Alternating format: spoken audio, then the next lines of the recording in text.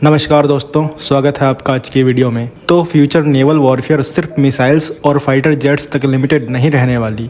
आने वाले सालों में वॉरशिप्स पर ऐसे वेपन्स डिप्लॉय हो सकते हैं जो टारगेट को लिटरली स्पीड ऑफ लाइट पर इंगेज करें, और अब इंडिया भी इसी डायरेक्शन में रैपिडली मूव करता हुआ दिख रहा है। तो रिपोर्ट्स के मुताबिक DRDO अब दुर्गा 2 नाम के एक advanced high energy laser weapon को इंडियन नेवी के फ्रंटलाइन वॉरशिप पर डिप्लॉय करने की प्रिपरेशन कर रहा है।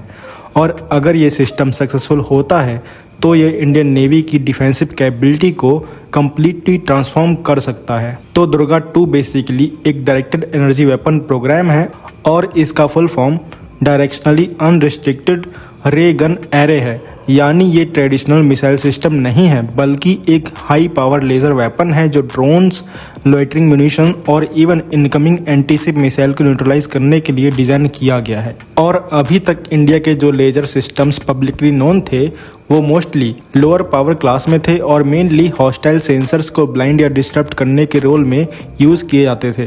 लेकिन दुर्गा 2 काफ़ी डिफरेंट कैटेगरी का सिस्टम माना जा रहा है। रिपोर्ट सजेस्ट करती हैं कि ये अराउंड 100 किलोवाट क्लास का हाई एनर्जी लेज़र वेपन हो सकता है और इतनी पावर लेवल पर लेज़र सिर्फ वार्निंग सिस्टम नहीं रहती, बल्कि फिजिकली टारगेट को डैमेज या डिस्ट्रॉय भी कर सकती है। तो इसका मतलब अगर स्वार्म ड्रोन्स या low cost kamikaze drones Indian worship की तरफ अप्रोच करते हैं तो ट्रेडिशनल मिसाइल इंटरसेप्टर यूज़ करना एक्सपेंसिव और इनएफिशिएंट हो सकता है।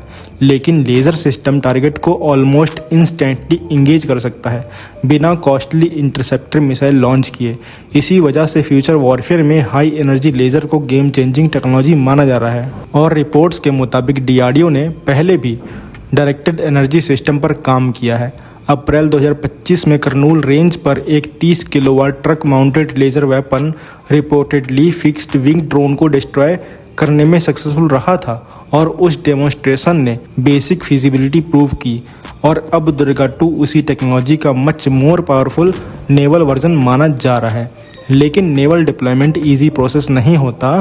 सी एनवायरनमेंट काफ़ी हार्श होता है, जहां salt spray, humidity, ship vibration और कांस्टेंट मूवमेंट ऑप्टिक्स और टारगेटिंग सिस्टम को अफेक्ट कर सकते हैं। इसीलिए रिपोर्ट में मेंशन किया गया है कि सिस्टम को मेरिनाइजेशन प्रोसेस में गुजारा जा रहा है और इंजीनियर्स इंश्योर कर रहे हैं कि लेज़र ऑप्टिक्स रफ सी कंडीशन में भी एक्यूरेटली फंक्शन करे और अलाइनमेंट मेंटेन रहे। और अगर फ्यूचर में ये सिस्टम ऑपरेशनल होता है तो likely deployment Visakhapatnam class stealth destroyer पर हो सकती है।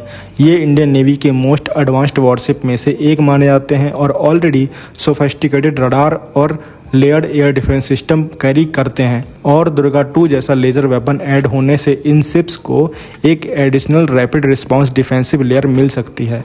और स्ट्रेटजिक लेवल पर भी इसका इम्पोर्टेंस काफ़ी बड़ा है, क्योंकि मॉडर्न कॉन्फ्लिक्ट ने क्लियरली शो किया है कि लो कॉस्ट ड्रोन्स और loitering munition traditional air defence system के लिए सीरियस चैलेंज बन रहे हैं। चीप ड्रोन्स को लार्ज नंबर में यूज़ करके एक्सपेंसिव मिसाइल डिफेंस ओवरवेल्म किए जा सकते हैं, लेकिन लेज़र वेपन्स इस इक्वेशन को चेंज कर सकते हैं, क्योंकि उनका पर शॉट कॉस्ट एक्सट्रीमली लो होता है और वो मल्टीपल टारगेट्स को रैपिडली इंगेज कर सकते हैं। ग्लोबली भी major powers directed energy system पर अग्रेसिवली काम कर रहे हैं। US नेवी ऑलरेडी हीलियस जैसे लेज़र सिस्टम फील्ड कर चुकी है, जबकि चाइना भी एंटी ड्रोन और एंटी मिसाइल लेज़र टेक्नोलॉजीज पर काम कर रहा है। ऐसे में दुर्गा 2 इंडिया के लिए सिर्फ एक टेक्नोलॉजी प्रोजेक्ट नहीं होगा, बल्कि फ्यूचर नेवल कंपटीशन का इम्पोर्टेंट पार्ट बन सकता है। रिपोर्ट्स ये भी इंडिकेट करती हैं कि दुर्गा 2 इंडिया के ब्रॉडर डायरेक्टेड एनर्जी रोडमैप का पार्ट है। पैरेलल प्रोग्राम्स में लैंड बेस्ड लेज़र सिस्टम्स और हाइपरसोनिक टेक्नोलॉजीज पर भी काम चल रहा है। मतलब India next generation warfare technologies के इकोसिस्टम को बिल्ड करने की डायरेक्शन में मूव कर रहा है। और अभी अपकमिंग सी ट्रायल्स काफ़ी इंपॉर्टेंट रहेंगे, क्योंकि एक्चुअल नेवल कंडीशन में ही क्लियर होगा कि सिस्टम रियल ऑपरेशनल एनवायरनमेंट में कितना रिलायबल परफॉर्म करता है। अगर ट्रायल सक्सेसफुल रहते हैं तो इंडिया अपना पहला operational ship born directed energy weapon field करने वाले सिलेक्टेड कंट्रीज़ के ग्रुप में ऑफिशियली एंट्री कर सकता है। और फ्यूचर में अगर stealth destroyers, advance radar systems और लेज़र बेस्ड डिफेंस के साथ इंटीग्रेट होते हैं तो इंडियन नेवी की सर्वाइवलिटी और defence capability Indian ocean region में काफ़ी स्ट्रांग हो सकती है। तो आप क्या कहेंगे इस खबर के बारे में कमेंट सेक्शन जरूर बताइए। मिलते हैं नेक्स्ट वीडियो में। Thanks for watching. जय हिंद, जय भारत।